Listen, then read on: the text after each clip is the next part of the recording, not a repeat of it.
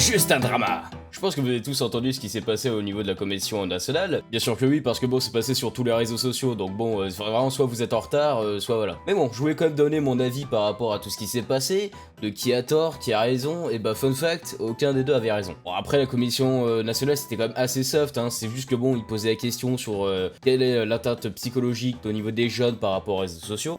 Pour finir en mode, ok, alors c'est quoi votre salaire? En fait, vous gagnez combien? Comment ça fonctionne la monétisation YouTube? Je comprends qu'il y a des gens qui vivent dans les caves et tout ça, mais bordel de merde, ça fait des années que YouTube c'est là, que la monétisation via internet, ça existe, tout ça. Comment ça se fait que le gouvernement lui-même ne comprenne pas comment ça fonctionne? Et surtout, ils savent que ça existe, parce que bon, moi sur mon Twitch, je gagne que 5 balles et pourtant ils prennent toujours des taxes dessus, donc bon. Et ce qui est assez drôle, c'est qu'ils ont convoqué littéralement 4 influenceurs qui sont considérés comme horribles. Je n'ai pas compté Ego Techrip qui était le seul à être sur le sujet.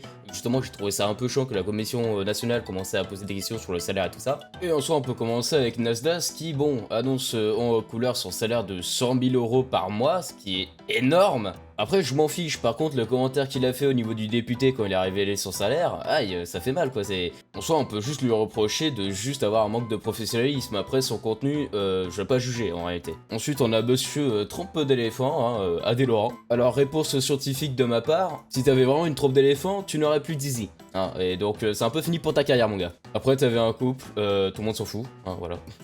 Ensuite, on avait Alexis Chen, hein, le fameux influenceur masculiniste, hein, le mec qui va pas hésiter une seule seconde à dire que les femmes, ça doit rester à la cuisine. Et ben, monsieur Alexis Chen devra rester, lui, en prison. Parce que oui, quitter en plein milieu d'un procès, techniquement parlant, c'est un procès ce qui se passe, et bah, tu peux écoper jusqu'à 2 ans d'emprisonnement et 7 000 € d'amende. Bon, bien sûr, les 7 000 €, il s'en fiche, hein, lui, il gagne des millions, et en plus de ça, il habite à Dubaï. Mais du coup, tout ça pour, au final, quel résultat?